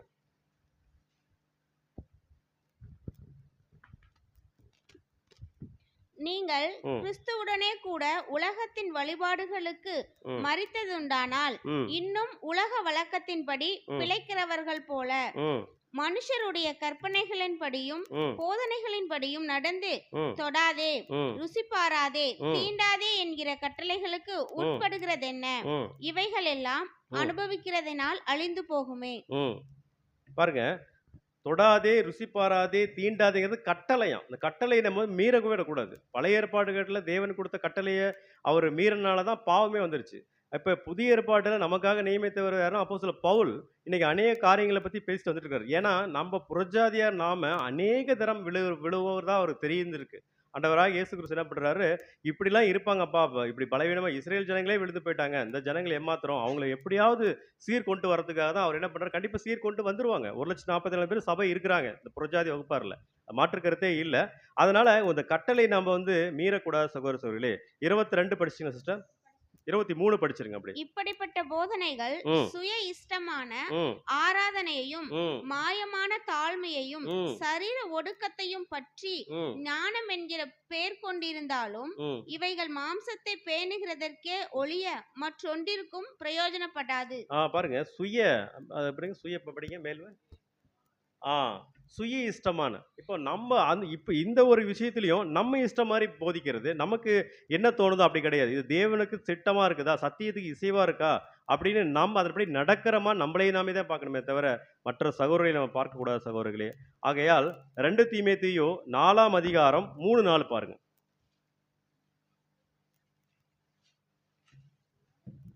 2 தீமோத்தேயு 4ஆம் அதிகாரம் ஏனென்றால் அவர்கள் ம். ஆரோக்கியமான உபதேசத்தை பொறுக்க மனதில்லாமல் ம். செவி தினவுள்ளவர்களாகி ம். ம். தங்கள் சுய இச்சைகளுக்கேற்ற ம். போதகர்களை தங்களுக்கு திரளாக சேர்த்துக்கொண்டு ம். சத்தியத்துக்கு செவியை விளக்கி ம். கட்டுக்கதைகளுக்கு சாய்ந்து போகும் காலம் வரும். ம். பாருங்க அப்போஸ்தலர் பவுல் தீமோத்தேயுக்கு எழுதும்போது சொல்றாரு, எவ்வளோ காரியங்கள பத்தி அவங்களுக்கு பேசுறாரு. அந்த சபையில வாழ்ந்துட்ட அந்த ஜனங்கள் மத்தியில. ஆனா அவங்க என்ன பண்ணிட்டாங்க? எதுவுமே கேட்டுக்கல. இந்த ஆரோக்கியமான உபதேசத்த அவங்க கேட்கவே கிடையாது. அவங்க சுய இச்சையின்படி நடந்ததுனால, அவங்க காது மந்தமாயிடுச்சு. என்ன பண்ண கட்டுக்கதைகளுக்கு அவங்க என்ன பண்ண கட்டுக்கதைகளுக்கு செவி சாய்த்து அவங்க அந்த என்ன பண்ண அவங்க அதுக்கு சாய்ந்து போகும் காலம் வரும் அப்படிங்கிறார். அப்போ இன்னைக்கு கூட வாழ்ந்துட்டு இருக்கிற நமக்கும் கூட அநேக காரியங்கள் இப்படி வரும் சகோதரர்களே. நம்ம எச்சரிக்கையா இருக்கணும். அது மட்டும் இல்லாமல் அப்போஸ்தலர் பவுல் இந்த விஷயத்தெல்லாம் எப்ப பேசிட்டாரு அப்படின்னு பார்த்தீங்கன்னா, கிட்டத்தட்ட ஒரு மரண தருவாயில் சாகறதுக்கு ஒரு கொஞ்ச நாட்கள் முன்னாடி தான் இந்த காரியத்தை பேசிட்டாரு. இப்ப நம்ம சொல்லலாம், ஒருத்தர் நமக்கு தெரிஞ்ச ஒரு பிரதர் இருக்காருன்னு வச்சுங்களேன், அவர் மரிக்க போறாரு அப்படின்னா, நாளைக்கு மரிக்கிறாங்கிறது இன்னைக்கு நம்மளுக்கு தெரியாது. ஆனா இன்னைக்கு நம்ம பார்த்துட்டோம் அப்படின்னா, அவருடைய பேச்சுல ரொம்ப உண்மைத்தன்மை இருக்கும். கரெக்ட்டா சொல்லுவாரு. யார் யார்ட்டலாம் என்னென்ன இருந்துச்சோ, அவர் யார்ட்டலாம் காயப்படுத்தியிருந்தாரோ, அதெல்லாம் மன்னிப்பு கேட்பாரு. அவருக்கே தெரிஞ்சிரும். உண்மைய சொல்லுவாரு. அதாவது சாகும்போது ஒரு உண்மைய சொல்லிட்டு தான் சாவாரு. சொல்லுவாங்க. அப்போஸ்தலர் பவுல் வந்து கிட்டத்தட்ட அவர் மரண தருவாயில இருக்கிறார். அவர் எவ்வளோ அவர்கிட்ட தான் 12 அப்போஸ்தலர் ஒருத்தரு. அவர் எவ்வளோ ஒரு உண்மையா இருக்கணும். சத்தியத்த சொல்லியிருக்காரு. இந்த மாரி ஒரு காலம் வரும்பா. இதுக்கெல்லாம் நீங்க இடம் கொடுக்காதீங்க அப்படிங்கிறாரு. கிட்டத்தட்ட அவர் வசனம் வாசிங்க 2 தீமோத்தேயு 4ஆம் அதிகாரம் 6ஆவது வசனம். ஏனென்றால் ம். நான் இப்பொழுதே ம். வானபலியாக வார்க்கப்பட்டு போகிறேன். ம். நான் தேகத்தை விட்டு பிரியும் காலம் வந்தது. பாருங்க. இப்ப அவரு சாகுற கண்டிஷன்ல இந்த மாரி எழுதுறாரு. இப்படிலாம் இருக்குதுப்பா. இந்த ஆரோக்கியமான உபதேசத்த விட்டு போயிடுவாங்க. சுய இச்சைக்கப்படி நடக்கிறது, மந்த காது, சத்தியம் உள்ளவே போவாது. நாம இதுதான் புரிஞ்சிருக்கு. இதுதான் அப்படி சத்தியம் உள்ள போகணும். மந்தமான காதுங்கிறாரு. இப்ப நம்ம எப்படி பிரதர் இருக்க வேண்டும் அப்படின்ற ஒரு கேள்வி நம்மளுக்குள்ளேயே போட்டோமா, நீ எல்லாவற்றையும் மனத்தெளிவுனாய் இருந்து தீங்கு அனுபவி, சுவிசேஷனுடைய வேலையை செய், உன் ஊழியத்தை நிறைவேற்றுங்கிறாரு. 4 காரியங்கள் உங்களுக்கு கொடுக்கப்பட்டிருக்குது. எல்லாவற்றையும் ஒரு சில 2 விஷயம் இல்ல. நீயும் நாமளும் நீங்களும் நானும் எல்லா காரியங்களும் மனத்தெளிவு வேணும். ஒரு தெளிந்த புத்தியுள்ளா இருங்கள். மனத்தெளிவு வேணும். பாடுகள் அனுபவிக்கணும். தீங்கு அனுபவிங்கிறார். அப்போ அப்போ வந்து இப்ப என்ன மனத்தெளிவு எப்படி கிடைக்கும்? அநேக ஆலோசனைகள். இந்த சகோதரர் மத்தியில நம்மளுக்குள்ள ஒரு காரியங்கள் சத்தியம் ஏதோ ஒரு காரியம் நம்ம உலகத்திலே கூட இருக்கட்டும். ஒரு மாற்றம்னா அநேக ஆலோசனை இடத்துல விழுந்து போகிறார்கள் சொல்லி பார்க்கிறோம். அப்ப கண்டிப்பா கேட்கணும். ஆலோசனை கேட்டா கண்டிப்பா அதுல ஜெயிச்சு கொள்ள முடியும். அது மட்டும் இல்லாமல் சுவிசேஷனுடைய வேலையை செய். இப்ப சுவிசேஷனுடைய வேலை யார் செஞ்சாங்க? ஆண்டவராகிய இயேசு கிறிஸ்து செஞ்சாரு, அப்போஸ்தலர் செஞ்சாரு, நாமளும் அத செய்யணும். அப்ப உன் ஊழியத்தை நிறைவேற்று. இதுதான் உங்க ஊழியம் இந்த காலத்துல. அப்போ 2 தீமோத்தேயு 4ஆம் அதிகாரம் 5ஆம் வசனம் வாசிங்க. நீயோ ம், எல்லாவற்றிலும் ம், மனத்தெளிவுள்ளவனாய் இரு. ம், தீங்கனுபவி. ம், சுவிசேஷகனுடைய வேலையை செய். ம், உன் ஊழியத்தை நிறைவேற்று. பாருங்க. உத்தம ஊழியக்காரனே அப்படிம்பாரு. எப்போ 6ஆம் மணி வேளையில எஜமான் வந்து பார்த்துட்டு, வந்து அவரு அது வந்துக்கிற அந்த வேலைக்காரர் எப்படி செய்யணும்? உத்தம ஊழியக்காரனே அப்படின்னு அவருக்கு தகுந்த கூலிய அவர் குடுப்பார். அப்ப நம்மளுடைய வேலை எப்படின்னா, உத்தமமாகவும், உண்மையாகவும், எங்கேயுமே வந்து எல்லா இடங்களையும் எப்படி இருக்கணும்னா, பரிசுத்தமா நம்மை காத்துக்கொண்டு அப்படி இருக்கும் பொழுது, நமக்கு வந்து பார்த்தீங்கன்னா, ஆண்டவர் அந்த பரிசு குடுப்பாரு. அது மட்டும் இல்லாமல் உலக பழமொழியில சொல்றோம். களவும் கற்க மரம்ன்னு தான் சொல்றோம். அப்பதான் அந்த தொடாதே, ருசி பாராதே, தீண்டாதே அப்படின்னா அந்த உலக பழமொழி என்ன சொல்லுவாங்க? களவும் கற்று மற அப்படிங்கிறாங்க. தவறா? களவுன்னு தெரிஞ்சு அங்க போகாதங்கிறேன். எத ஏன் கத்துக்கணுங்கிறேன். அது மாரி தான் அந்த போர்டு டேஞ்சர்ன்னு ஒரு போர்டு இருக்கும்போது, ஏன் அது உள்ள போய் மறிக்கணும்? அது டேஞ்சர்ன்னு தெரிஞ்சு போயிட்டா உள்ளயே போவாங்கிறேன். இப்ப செல்ஃபோன்லயே கூட அநேக காரியங்கள் வருதுன்னா, நம்ம போக்கூடாது. இது டேஞ்சர் அப்படின்னா போவே கூடாது. இல்ல இத போய் என்னதான் பார்ப்போமேன்னா, கண்டிப்பா நம்ப மயக்கப்படுவோம். நம்மளுக்கு தெரியாம மயக்கிருவாங்க. இதுதான் அது உண்மையை பொய் என்றும், பொய்யை உண்மை என்றும் ஏவாளுக்கே சொல்லிட்டாங்க. பரிபூர்ண அவங்களே மயங்கிட்டாங்க. நாம ஏமாத்துறோம். நாமளும் ஒரு ஏவாள் தான். சகோதரர்களே, கொலோசியர் 2ஆம் அதிகாரம் 21வது வசனம். திரும்பவும். மனுஷருடைய கற்பனைகளின்படியும் போதனைகளின்படியும் நடந்து ஆ, தொடாதே, ஆ, ருசி பாராதே, ஆ, தீண்டாதே ஆ, என்கிற கட்டளைகளுக்கு உட்படுகிறது என்ன? ஆ. மனுஷருடைய கற்பனை. இன்னைக்கு உலகத்துல அநேக கற்பனைகள். இயேசு கிறிஸ்து வந்து ஒரு நபி தான். இயேசு கிறிஸ்து வந்து இங்க இருக்கிறாரு. அவரு பாருங்க மேகத்துல இருந்து வந்துட்டு இருக்கிறாரு. இங்க பாருங்க என்கிட்ட இருக்குது. இயேசு கிறிஸ்து இந்த வருஷத்துல வரப்போறாரு. வந்துட்டாரு. அப்ப எவ்வளவு விஷயங்கள். நான் சும்மா ஒரு எக்ஸாம்பிள் சொல்றேன். இயேசு கிறிஸ்துலாம் கிடையாது. அல்லாஹ் தான் எல்லாமே. இங்க பாருங்க அல்லாஹ் ஈப்ரஹாமையும் பாருங்க. அவங்க அவங்களுடைய சந்ததி பத்தி. இல்ல இதெல்லாம் இல்ல பாருங்க. இங்க பாருங்க இவங்க பாரு இந்த இந்து மதத்த பத்தி. இன்னைக்கு அநேக கட்டுக்கதைகள் இருக்கு. எதுவுமே கிடையாதுங்க. இயற்கை தான்ங்கிறாங்க. கடவுளே கிடையாதுங்கிறாங்க. பிரபஞ்சம் நிறைய விஷயங்கள் இருக்குது. இதெல்லாம் நம்ம என்ன பண்ணோம்? உள்ளயே போவேணாங்கிறேன். அப்படி போகும்போது மனுஷருடைய கற்பனை. இப்ப நெறைய பேர் பார்த்தீங்கன்னா, நியூட்டன்ஸ் எல்லாம் இருக்காருல்ல. கிபி 1500ல 700ல எத்தனையோ சயின்டிஸ்ட் கலீலியோலாம் என்ன பண்றாங்க? சில காரியங்கள் எழுதியிருக்கிறாங்க. இந்த வருஷத்துல இதெல்லாம் நிகழ்வு ஏற்படும்னு. அவங்களுக்குள்ள டெவில் ஸ்பிரிட் உள்ள போய் கூட அந்த காரியங்கள் ஏற்படும். கொரோனா வரும், கொள்ளை நோய் வரும்னு எழுதியிருக்கிறாரு. அப்போ அதெல்லாம் நடக்குதுன்னா, அதுக்குள்ள போயிடுறாங்க. அப்போ வேதாகமத்துல கொடுக்கப்பட்டிருக்குது. எல்லா ப்ராப்பர்சிகளும், எல்லா தீர்மானங்களும் வேதாகமத்தில் இருக்கிறது. இதை நாம் பார்த்துவிட்டு, ஏதோ நம்ம வெளிய போய் என்ன பண்றோம், நம்மளே YouTubeல பார்த்து இதுதான் உண்மையா இருக்குமோ அப்படின்னு கூட நானே கூட நம்பிட்டேன். இப்படிலாம் இருக்குமோ? அப்ப நம்ம வந்து இவர பத்தி நியூட்டன்ஸ் பத்தி படிக்கலாமா? அப்படிலாம் பார்த்தேன். அதெல்லாம் எதுவுமே கிடையாது. பைபிள் தான் நம்மளுக்கு எல்லாமே, கால கண்ணாடி அப்படிங்கிறத நம்ம உணர்ந்து கொள்றோம். அப்ப பைபிள் ஜீவன் உள்ளதா இருக்குது. தேவனுடைய வார்த்தை ஆவியாயும், ஜீவனாயும், வல்லமையாவும் இருக்கிறது. அது ஊனையும் குத்து கிழிக்குதாம். சும்மா இங்க ஒரு லேசர்னா இதுக்கு மட்டும் தான் பண்ணுது. அது அப்படி கிடையாது. அது ஊனையும் உள்ள போய் கிழித்து இருக்கிறது. அது நம்மளையும் காலி பண்ணிடும். அது பேசுறவங்களையும் காலி பண்ணும், கேட்கிறவங்களையும் காலி பண்ணும். அவ்வளோ வல்லமையான அந்த தேவ வசனம், அந்த தேவனுடைய வார்த்தைய நம்ம வந்து ஒரு சாதாரணமாக எண்ணக்கூடாது சகோதரர்களே. தேவனுடைய வார்த்தை வரும்பொழுது, அதை கவனமாக பிடித்துக் கொள்ளும்போது, நாம் தப்பித்துக் கொள்ள முடியும். நான் நான் என்னுடைய அனுபவங்களில் சில தேவனுடைய வார்த்தையை நான் கேட்டேன். அதன்படி நடந்துச்சு. நம்ம அது பாடம் முடிந்தபோது அத நம்ம பேசலாம். 2 தீமோத்தேயு 4ஆம் அதிகாரம் 7வது வசனம்.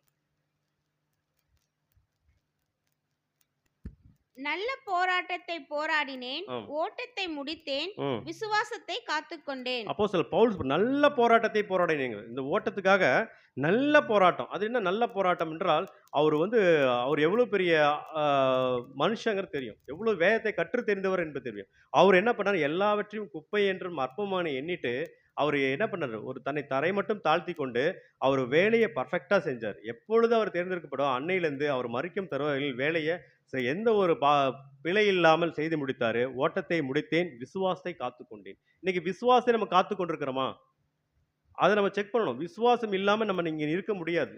அப்ப அந்த விசுவாசம் நம்ம காத்துக்கொள்ளணும். நல்ல போராட்டம் என்பது நம்மளுக்கு அநேக போராட்டம் இருக்கும். போராட்டம் வந்து இந்த ஓட்டப்பந்தயத்த சொல்ல வரல. நிறைய போராட்டங்கள் இருக்குது. வாழ்க்கையில நிறைய போராட்டங்கள். குடும்பத்தில, நம்மளுடைய பர்சனல் லைஃப்ல, அ அநேக காரியங்கள்ல, வேலை ஸ்தலங்களில, அப்புறம் பார்த்தீங்கன்னா சொந்த பந்தத்தில, பக்கத்து வீட்டுங்கள்ல, அப்புறம் சகோதரர் மத்தியில, குழந்தைகள் மத்தியில, மனைவி மத்தியில, புருஷர் மத்தியில எல்லாம் போராட்டங்கள் தான். போராட்டமான வாழ்க்கை தான் நம்ம வாழ்க்கை. இந்த போராட்டத்தை நல்ல போராட்டத்தை போராடினீங்க. அப்பயும் அமைதியா, பொறுமையா இருந்துட்டா, கண்டிப்பா ஒரு தெளிந்த நீர் எப்படி கிடைக்கும் பொழுது, ஒரு அந்த ஒரு அந்த நீர் வந்து பார்த்தீங்கன்னா, இப்ப புயல் வருது. புயல் வரும்போது செந்தண்ணி, சேரா, சகதி எல்லாம் அப்படி இருக்குது. அதான் நம்மளுடைய வாழ்க்கை. அமைதியா இருக்கும் பொழுது, அந்த சேறாக அப்படியே கீழ படிஞ்சிரும். அந்த தெளிந்த நீர் மேல வரும். அப்ப அதுக்கு என்ன தேவைப்படுதுன்னா, காலதாமதம் தேவைப்படும். டைம் வேணும். இப்பொழுது என்ன டைம், அந்த டைமிங் வரல. எல்லாமே அந்த காலத்தின்படி சரியா நடந்து கொண்டிருக்கிறது. நம்ம புரிந்து கொள்றது தான், அவசரப்படுறதுனால தான் நாம என்ன பண்றோம்? மாற்றிக் கொள்கிறோம். அவசரம் தான் வாழ்க்கையில கண்டிப்பா எங்க போய் முடியும்னா, அது ஒரு அழிவுக்கு கொண்டு போயிடும். அப்ப பொறுமை என்பது ரொம்ப அவசியமாக இருக்கிறது. அதான் நல்ல போராட்டத்தை போராடினேன், ஓட்டத்தை முடித்தேன், விசுவாசத்தை காத்துக்கொண்டேன் என்று நம்ம அப்போஸ்தலர் பவுல் அங்க மென்ஷன் பண்ற சகோதரர்களே. அப்போ இது முதல் நீதியின் கிரீடம் எனக்கு கொடுக்கப்பட்டிருக்கிறது அப்படின்னு யார் சொல்ல முடியும்? அவர் சொல்றாரு பாருங்க. எனக்கு இது முதல் நீதியின் கிரீடம் கொடுக்கப்பட்டிருக்கிறது. என்னை நீங்க பின்பற்றுங்கன்னு கூட சொல்லியிருக்காரு. இயேசு போல நான் பின்பற்றினது போல நீங்க என்னை பின்பற்றுங்க. இப்படி யாருமே சொன்னதில்ல பைபிள்ல.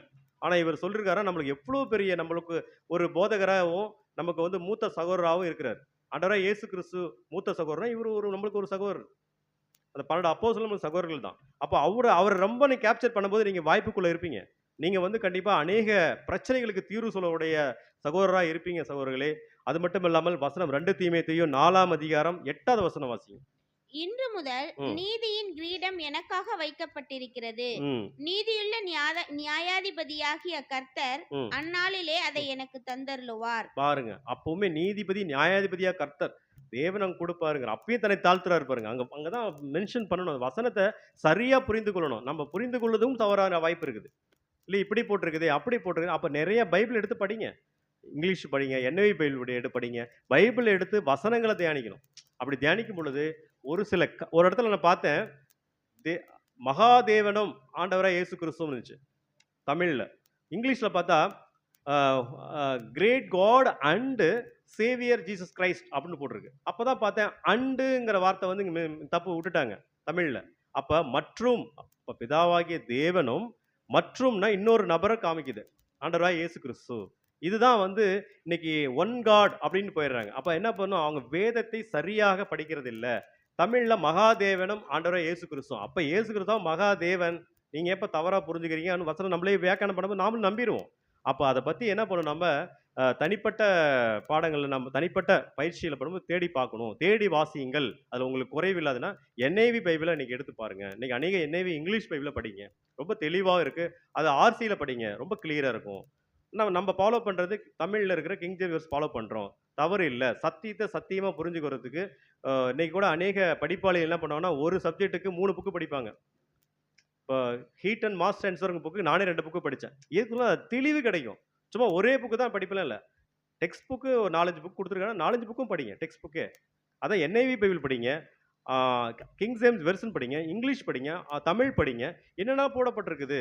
எங்கெங்கெல்லாம் கமா இருக்குது? எங்கெங்கெல்லாம் புள்ளி இருக்குதுன்னா, இது மீனிங் கரெக்ட்டா தெரியும் சகோதரர்களே. ஆ ர பார்க்குறோம். அப்ப அந்த பரம அழைப்பு எப்படி தான் போடப்பட்டிருக்குதுன்னா, இன்னைக்கு நம்ம உதாரணத்துக்கு இன்னைக்கு ஒரு ஊர்ல ஒரு கபடி போட்டி நடக்குதுன்னு வச்சுக்கங்களேன். கபடி போட்டி நடக்குது. சொல்லிடுறாங்க. ஃபர்ஸ்ட் பிரைஸ் இவ்வளோ, செகண்ட் பிரைஸ் இவ்வளோன்னு சொல்லிடுறாங்க. அப்போ எத்தன டீம் வரப்போகுது, யார் ஜெயிக்க போறாங்கறதெல்லாம் தெரியாது.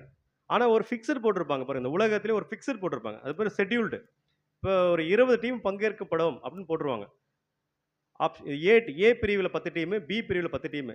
2 பேத்துக்கு மோத விடும்போது, ஆ 20 டீம்ல 10 டீம் ஜெயிக்கும். அப்ப வின்னர்ஸ் 10 டீமு, தோக்குறவங்க 10 டீமு. ஸோ இதுலேருந்து ஃபில்டர் பண்ணா 5 டீம் ஜெயிக்கும். அந்த 5 டீமு எங்க இருப்பாங்கன்னா, ஃபர்ஸ்ட் பிளேஸ்ல இருப்பாங்க. அந்த அந்த மத்த தோத்தத்திலேயே அதில ஃபில்டர் பண்ணி ஒரு 5 டீம் இருக்கும். அந்த 5 டீமுக்கு என்ன பண்ணுவாங்க, மேட்ச் போட்டு இவைங்க 2, 2, 1ன்னு பிரிச்சு, அந்த 2ல விளையாட விட்டு, அது எல்லாமே வந்து என்ன பண்ணும், டீஃபால்ட்டா இருக்கும். இந்த ஏ, பி சொல்லி எல்லாம் எல்லாம் பிளான்ல இருக்கும். அப்ப கடைசியா ஒருத்தர் சிங்கிள் பிரைஸ் ஜெயிப்பாங்க. அது ஒரு டீம். அதுவும் கூட டீம்னு சொல்லி ஒரு டீஃபால்ட்டா இருக்கும். இதெல்லாம் எப்படின்னா, இவங்க இந்த உலகத்திலேயே ஒரு ஷெட்யூல்டு போடுறாங்க. ஷெட்யூல்டுங்கும்போது அந்த எந்த இடத்துல நம்ம வரமோ அந்த பிளேஸ் ஆகும்போது நம்மளுக்கு அவங்க கூட மேட்ச் இருக்கும். அதே போல தான் பிதாவாகிய தேவன் 1,44,000 பேத்த அவர் ஷெட்யூல்டு போட்டுட்டாரு.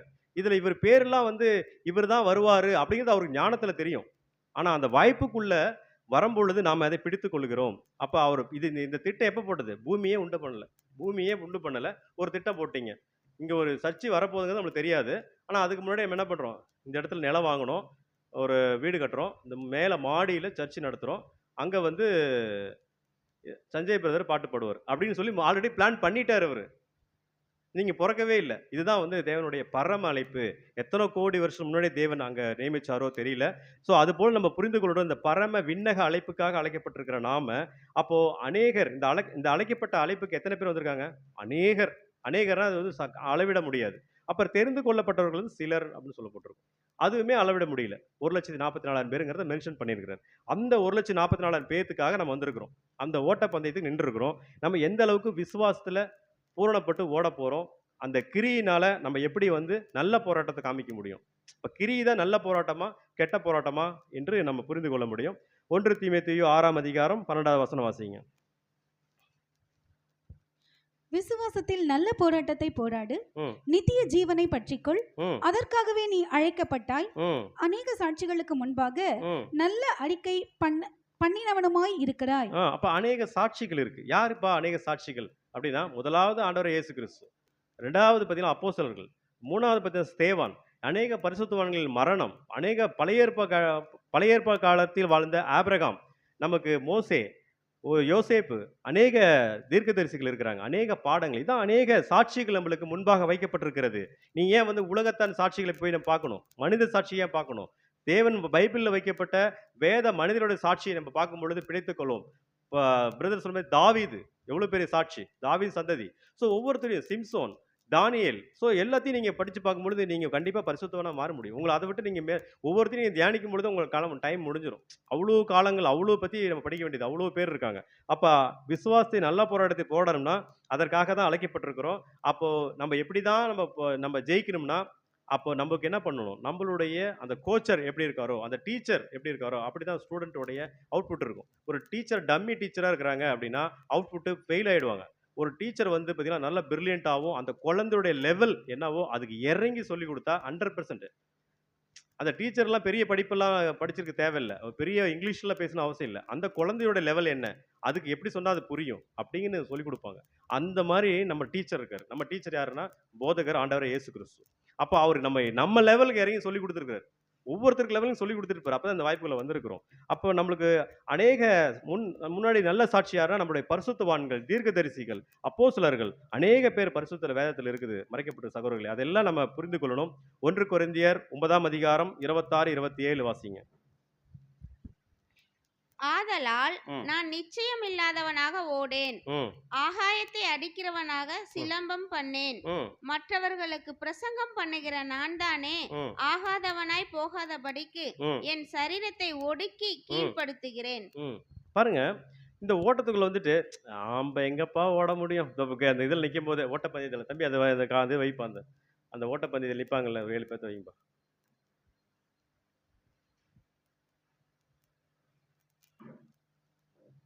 சரி, ஓகே.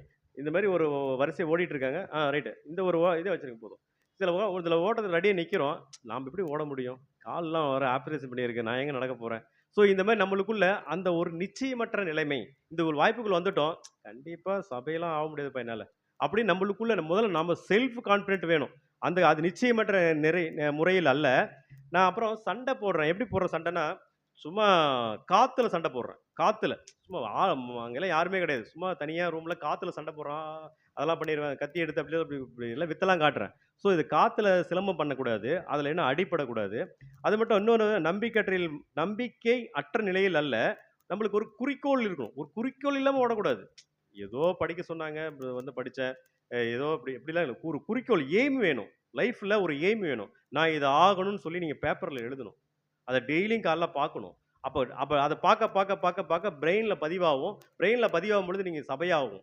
அதுக்கு என்னன்னா, பிரெயின் ரெடி பண்ணி கொடுக்கும் உங்களுக்கு. இப்போ நீங்கள் இதை படிங்க, இப்படி நடங்க அப்படின்னு சொல்லி என்ன பண்ணோம், நம்மளுக்கு ஆட்டோமேட்டிக்காக தேவன் அந்த பிரெயினில் அவ்வளோ கெப்பாசிட்டி வச்சிருக்காரு. நம்ம பயன்படுத்துறதே கிடையாது. வேற நியூட்டன்ஸ் கூட ஏதோ ஒரு 2% 3% பயன்படுத்துறாங்களாம். அப்போ 97% என்னதான் பண்ணுதுன்னா, அவ்வளோ வல்லமை உள்ள பிரெயின் நம்ம பயன்படுத்துகிறோம்னா கிடையாது. இந்த 2%லேயே என்ன பண்ணுறாருன்னா, சாத்தான் உள்ள போது நம்மளை வந்து அவர் என்ன பண்ணுறாரு, மயக்கிடுறாரு. ஸோ அப்போ பாருங்க, மற்றவர்களுக்கு நற்செய்தி கூறிய பிறகு, அப்போ எனக்கு பிதாவாகிய தேவனுடைய அங்கீகாரம் கிடைக்காமல் போய்விடுமா? அப்போ நான் தான் வந்து பேசுனா சபையாக முடியுமா? கிடையவே கிடையாது. அப்போ நான் தானே உங்களுக்கு இந்த போதகங்கிறது பார்த்தீங்கன்னா பயங்கரமான ஒரு முக்கியமான ஊழியம். இந்த பண்றவங்க தான் சீக்கிரம் விழுந்து போவாங்க. இப்போ பார்க்கும்போது பிரதர் ரொம்ப பிரைட்டா சூப்பரா பேசுறாருன்னு பார்த்தா என்னுடைய நிலைமையை மனைவி தான் சொல்ல முடியும். இவர் எப்படிப்பட்டவர் அப்படின்னு. அப்போ நம்ம வந்து இந்த இடத்துல வந்து அழகா பேசிடலாம். ஆனா அதன்படி வாழ்றது ரொம்ப கஷ்டம். அப்போ அதுக்கு நம்ம என்ன பண்ணணும்னா, நான் தான் முதல்ல அந்த பேசினது எல்லாம் என்னதான் வந்து வெட்டுங்க. முதல்ல நான் பேசுறேன் பார்த்தீங்களா, இப்படிலாம் பேசுறேன், இப்படிலாம் ஓடுறதில்ல, எல்லாம் என்னதான் வெட்டும். சத்தியம் எனக்கு தான் ஃபர்ஸ்ட். அப்போ அதை புரிஞ்சு கொள்ளணும். அப்போ நம்ம நம்பிக்கையற்ற நிலையில ஓடக்கூடாது, உறுதியா ஓடணும். அதுல என்ன நடந்தாலும் பரவாயில்ல. நம்மளுக்கு வந்து ஒரு சாப்பிட்றதுக்கு, துணிமணிக்கு இதுக்கு தேவன் கொடுத்தா போதும். நம்மளுக்கு பெரிய ஆடம்பரம் வேணாம் அப்படிங்கிறதுல நமக்கு அழைப்பு வந்து நம்மளுடைய சொத்து வந்து பரலோகத்துல பொக்கிஷம் சேர்த்து வைக்கணும். இப்போ நம்ம கூட இருந்தவங்கலாம் நீங்க 1 லட்சம் 1 கோடி ரூபா சம்பாரிச்சிருப்பாங்க. ஒரு எக்ஸாம்பிள் சொல்றேன். நம்ம ஒரு 20 லட்சம் கடன் வச்சிருப்போம். அப்போ என்ன பண்றோம்னா, தேவன் நம்மள ஏன் அந்த பணத்துக்கு போய் நேரம் இந்த வரமாட்டோம். பணம் நம்மளுக்கு நிறைய கொடுத்திருந்தா இந்த வாய்ப்பு நிக்க மாட்டேன். இப்போ எனக்கு சொல்ற எக்ஸாம்பிளுக்கு 20 லட்சம் கடன் தான் இருக்கு. அப்போ என்ன ஆகுதுன்னா, நான் யோசனை பண்ணிட்டே இருந்தேன். அப்போ நம்மளுடைய அந்த திட்டமிடுதலும் தவறா இருக்கு. நம்ம அதுக்காக கடவுளை நம்ம குறை சொல்ல. கடவுள் நம்மளுக்கு கொடுக்குறாரு. அது தேவ பிள்ளைகளுக்காக தேவ காரியத்தை பயன்படுத்தணுமா? உலக காரியங்களுக்கும் பண ஆசைக்கும் பயன்படுத்தினால தான் இவ்வளோ எல்லா தீமைக்கும் வேறா இருக்கிறதே என்று நான் புரிந்து கொண்டேன். அது மட்டும் இல்லாம நாம ஒரு நிச்சயமற்ற நிலையில் ஓடக்கூடாது. இந்த சண்டை பண்றது பார்த்தீங்களா, சண்டையில சிலம்பம் வெளியே தனியில காற்றுல சண்டை பண்ணக்கூடாது. இதுக்கு நமக்கு என்ன தேவை என்றால், சுய ஒழுக்கம், செல்ஃப் டிசிப்ளின் நம்மளுக்கு வேணும். சரீரத்தை ஒடுக்கணும். இப்படிதான் இருக்கணும். அவர் இப்போ சங்கீதக்காரர் 1ஆம் அதிகாரம் அப்படி படிச்சிருங்க. 1ஆம் அதிகாரம் முழுவதும் படிச்சிருங்க. 4 விஷயம் தான்.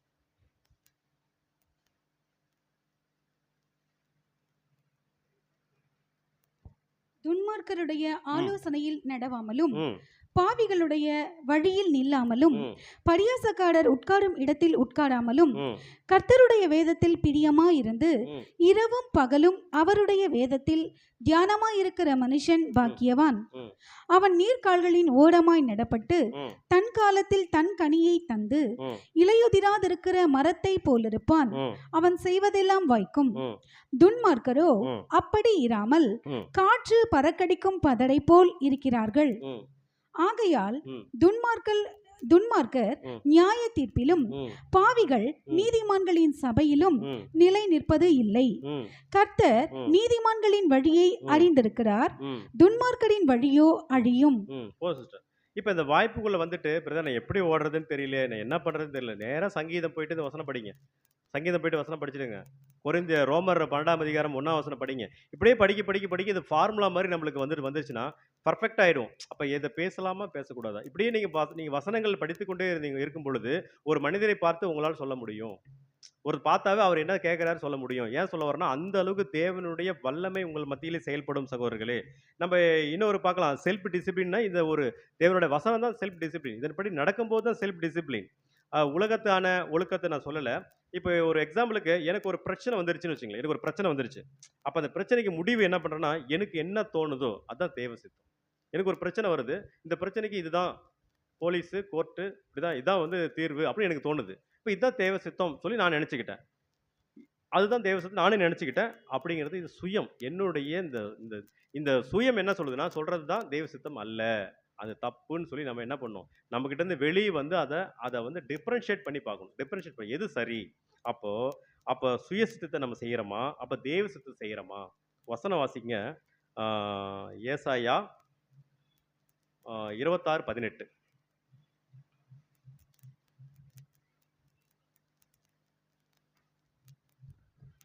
நாங்கள் ம். கர்ப்பமாய் இருந்து வேதனைப்பட்டு ம். காற்றை பெற்றவர்களைப் போல் இருக்கிறோம். பாருங்க. இந்த ரேஸ் ஓட்டத்துக்குள்ள நீங்க வந்துட்டோம். எங்க நிக்கிறோம்? அந்த ரேஸ் ஓட்டத்துக்குள்ள ஓட வந்திருக்கிறோம். மாறி மாறி ஓடுறோம். இல்ல உட்கார்ந்திடுறோம். வர்றதில்ல. ஆ ஓரமா களத்துல போய் நின்றுறோம். அப்புறம் இந்த தடம் அந்த அந்த ட்ராக் காட்டு தம்பி. அந்த ட்ராக் காட்டுங்க.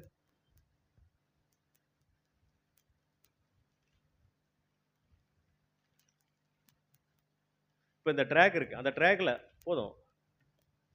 அந்த ட்ராக்ல தான் ஓடணும். அப்ப நம்மளுக்குன்னு ஒரு ஒரு ஒழுக்க ரீதி இருக்கு. நமக்குன்னு ஒரு முன்னாடி யாரோ நமக்கு நம்ம ஆண்டவரா இயேசு கிறிஸ்து அங்க முன்னாடி இருக்கிறாரு. அத பார்த்து ஓடிட்டு இருக்கணும். இப்படி ஓடும்போது ட்ராக் மாறி மாறி ஓடி அந்த ட்ராக்ல போட்டா ஃபவுல்.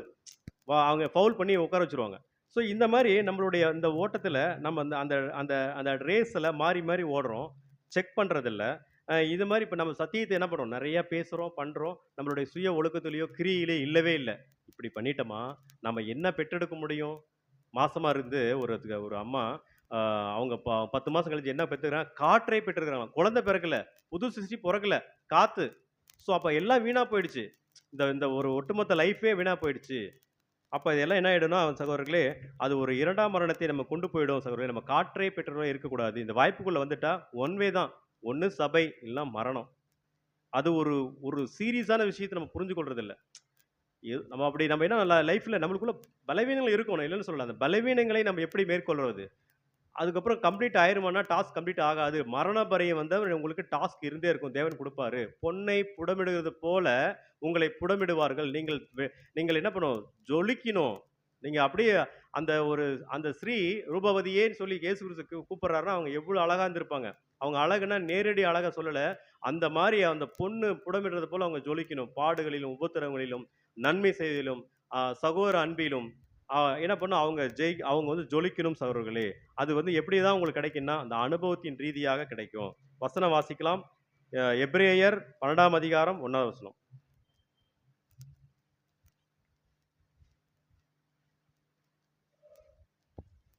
ஆகையால் ம். மேகம் போன்ற இத்தனை திரளான சாட்சிகள் ம். நம்மை சூழ்ந்து கொண்டிருக்க, ம். பாரமான யாவற்றையும் ம். நம்மை சுற்றி நெருக்கி நிற்கிற பாவத்தையும் தள்ளிவிட்டு, ம். விசுவாசத்தை துவக்குகிறவரும் ம். முடிக்கிறவருமாய் இருக்கிற ம். இயேசுவை நோக்கி ம். நமக்கு நியமித்திருக்கிற ஓட்டத்தில் ம். பொறுமையோடே ஓடக்கடவும். ஆம் சகோதரர்களே, நமக்கு நியமித்த ஓட்டத்திலே இயேசு கிறிஸ்துவையே முன்னோக்கி நாம் பொறுமையாக ஓடக்கடவும். நீ கேட்ட இந்த பாடத்தை சகோதரர் எல்லாத்துக்கும் பிதாவாகிய தேவன் ஆசீர்வதிப்பாக. ஆமீன்.